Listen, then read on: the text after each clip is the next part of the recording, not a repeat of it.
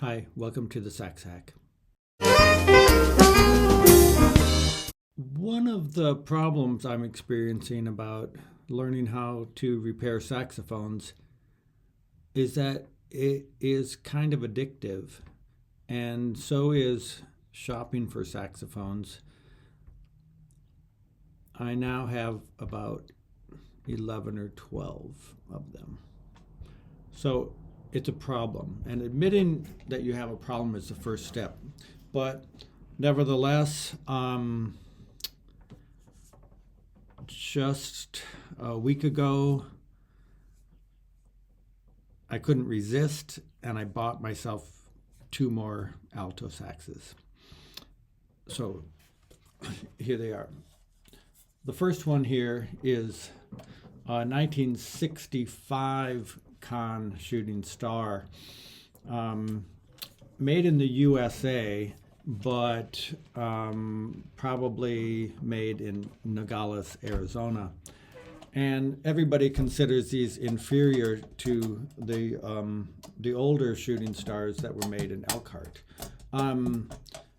Nevertheless, I saw this on the Goodwill website and started watching this auction there, and I bought this for $86.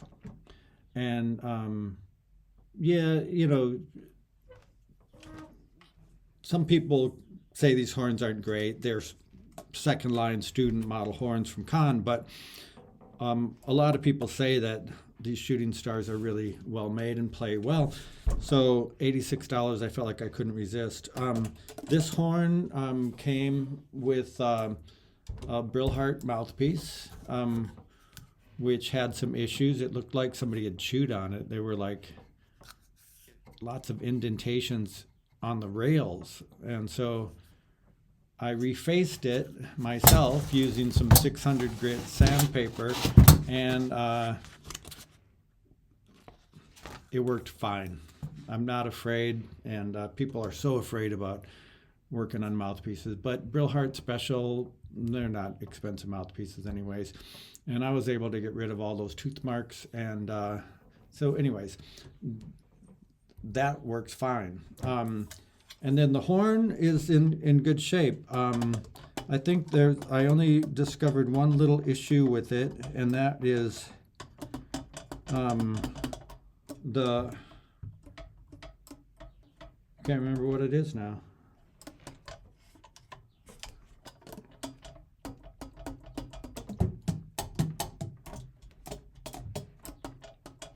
I think there was one spring that was not working. Oh well, I can't find it, but $86 horn, here we go.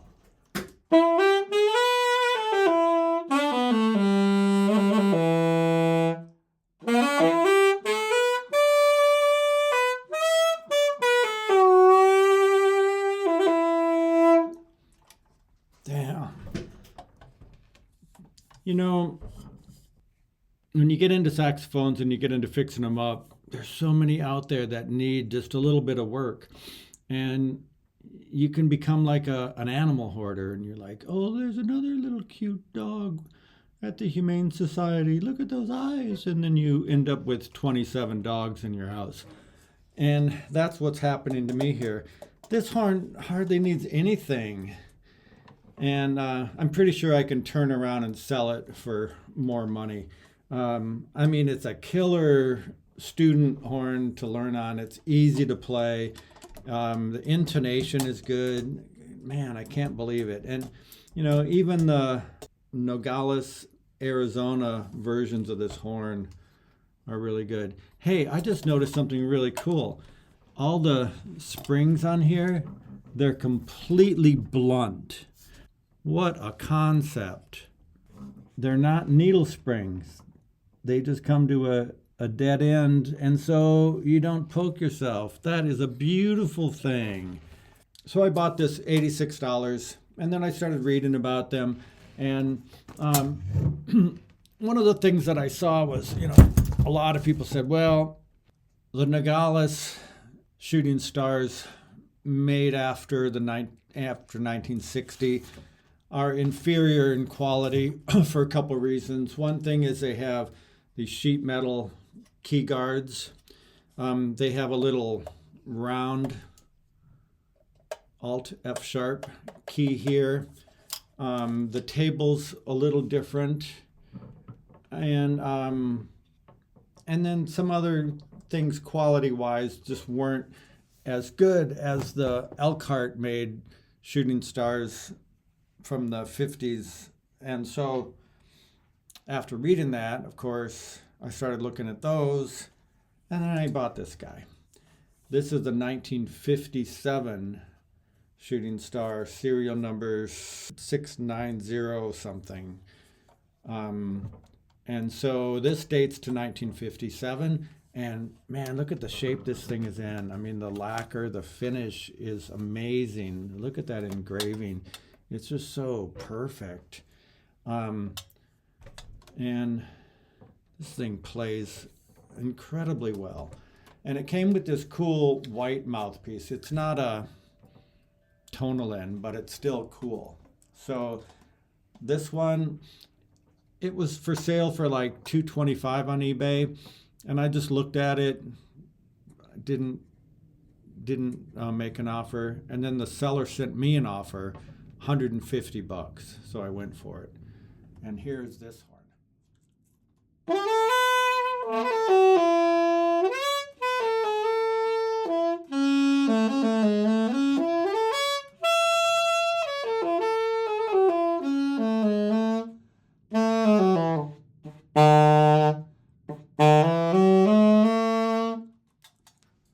So, amazing shape. So, I'm going to do a comparison between these two models. A lot of people say that this one is so much better than the other one, and I'm going to really give them a proper test and see. One of the differences here is this one has the wire key guards, the Mercedes C key guard. The F sharp key is different. It doesn't have a pearl, it's metal instead. And the table looks different. It looks a little more like a New Wonder 2 with this flat G sharp key. It's a different looking table. And this horn has, one big issue.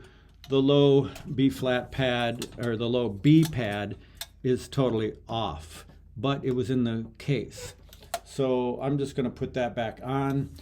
One of these, oh yeah, this one. I think there's another little spring that's missing here. This is the G sharp key, and it opens, but it's not as springy as it should be.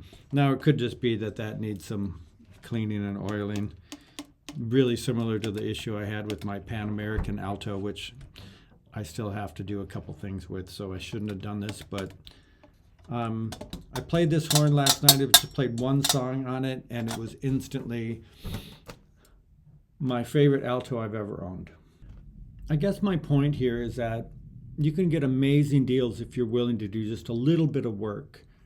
And if a horn is missing a pad, in the upper stack, the whole horn's not going to play, and people are going to say, "Oh, this horn is broken," and it's going to sit in the closet, and they're going to donate it to Goodwill or something. And sometimes those fixes are really easy. I can get both of these horns up and working great. And they're already almost there. So I'm just going to re-glue that pad in there. And I'm not even going to take the horn apart to do it. I'm just going to glue it in there. I'll show you how. Okay, here we go. Here's the pad that was in the case. Looks good enough to me. The back part of it, it had hardly any shellac on it. So I'm going to put a little more in there. I'm going to fix this, and I'm going to use just two things. A really little Burns-O-Matic butane lighter that's refillable, and some of these plastic beads for instrument repair. Lots of people swear on real shellac, but I've used these beads on a lot of repair jobs. And what's kind of cool about them is, sorry, the light is so bright here. Um, they they're little, and you can put as many as you need in a key cup, and they melt pretty easily, and they hold the pad on there. That's all that the shellac does. So say what you will, some people are like, oh no, shellac is better for whatever reason, but I don't know what the reason is. So there is no pearl or felt or anything here. In fact, I'm gonna have to add some felt in there to quiet that down. Although even if your horn clacks, no one's gonna hear it because you're gonna be playing the horn. Anyway, so here we go. Just gonna drop a few of these things in the key cup. It's kind of a big pad, so I'm gonna use like 4 or 5 of these little beads. And there we go. See them in there? Okay. And then apply some heat.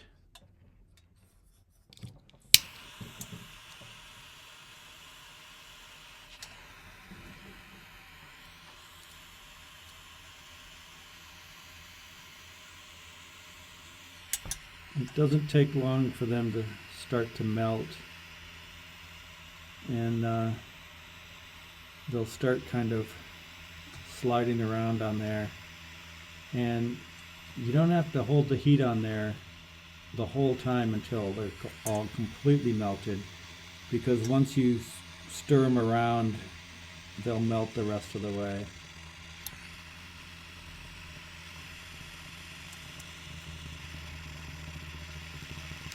That's probably good. Oh yeah. And then I usually just move them around using something like a screwdriver or something like that.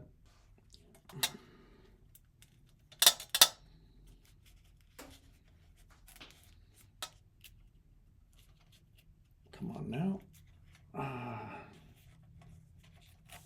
There, I got it. All right, now push that down so it's seated all the way. And you can use some kind of tool for this. I have these pad leveling tools somewhere.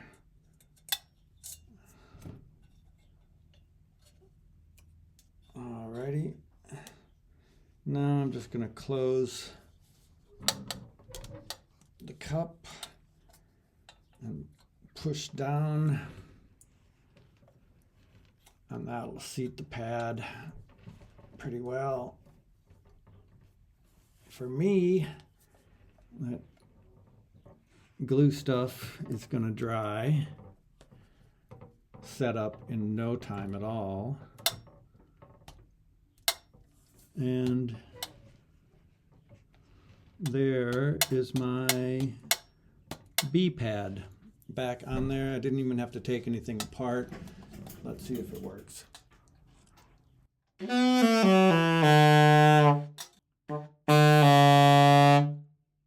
it. B flat doesn't work because I need a little bit more cork somewhere to hold the B shut while I play B flat. But if I hold them both shut with my finger, sure enough, loud and clear. I started looking at that G sharp key, and I realized that it was a little tiny rod all by itself. So I took it off, and when I took it off, the pad fell out of it. Again, they were really stingy with the shellac for some reason. So I'm going to put that pad back on and show you. And then when I pulled that rod out, it was a little dirty. It was maybe a little bit rusty. This whole horn probably needs oiling. but it's so close to being in playing condition already. I'm not worried about it. I found my other torch. Let me show you here how to reset pads with these little plastic beads that are really cheap. I bought 2 bags of these things for like $10. They're going to last me my lifetime. So again, there's no pearl on there, so I don't have to worry about burning anything. And let's give it a whirl. Yeah, this torch works much better than the other one.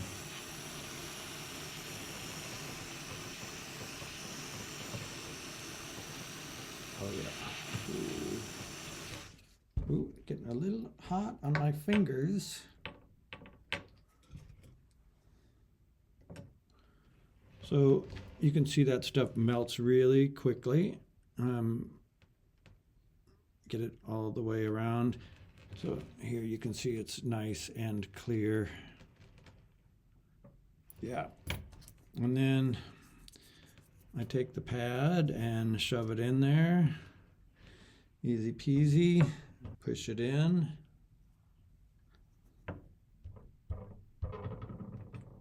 Now, it probably would have been good if I made sure that it was rotated the right way. But maybe I can find that out here. All right, I'll try to put it back together and check back with you.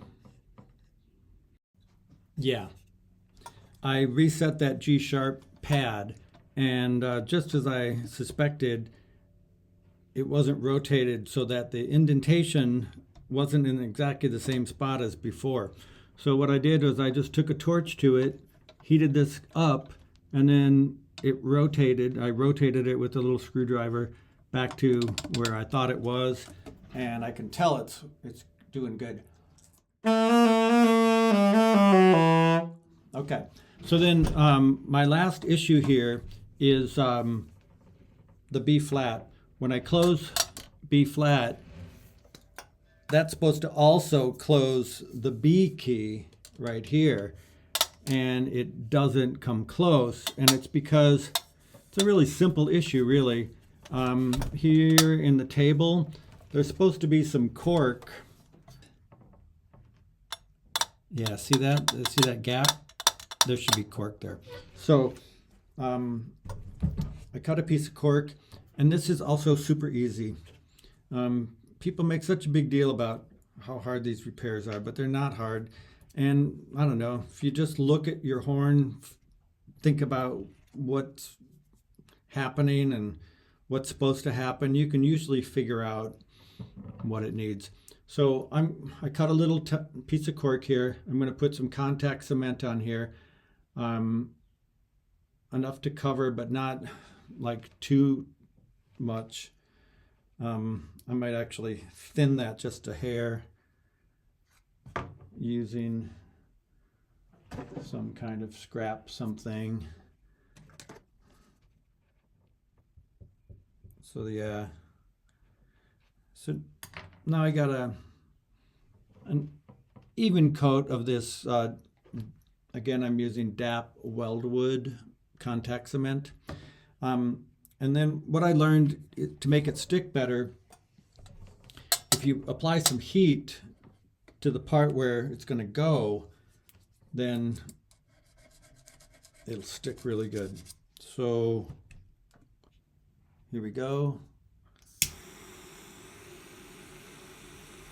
Okay, that's enough. I don't want to overdo it. Get the cork in there, and the keys hold it in place nicely while I move it around exactly where it's supposed to go. Okay, that looks good. Now I'm just gonna hold the key down tight for 10 or 20 seconds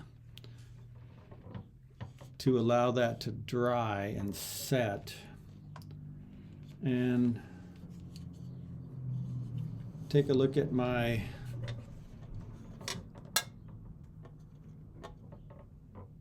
B and B flat pads. They close nicely. This horn is done. You watched me fix this in real time, and it's going to play really well now, I'm sure.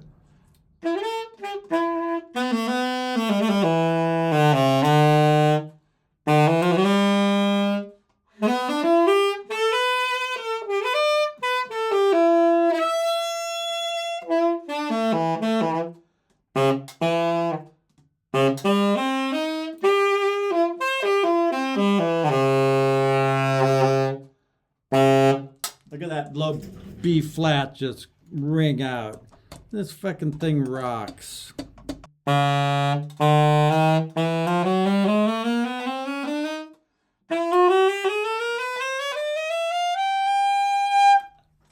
I have a horn that plays from top to bottom for $150. Man, I think these things are killer. A lot of people say that these shooting star are a lot like the Conn 6M. They don't have rolled tone holes, but so what? These tone holes seal really well, maybe even better than the rolled ones. And still made in Elkhart by the great people at Conn. So now really all this horn needs is a little bit of adjustment. Yeah, I'm an optimist, and like the people say, oh, it's going to need a total overhaul because it's so old. Well, that's not necessarily true. That was so easy. Man, $150 and not even 2 hours of my time, and this thing is ready to go for sure.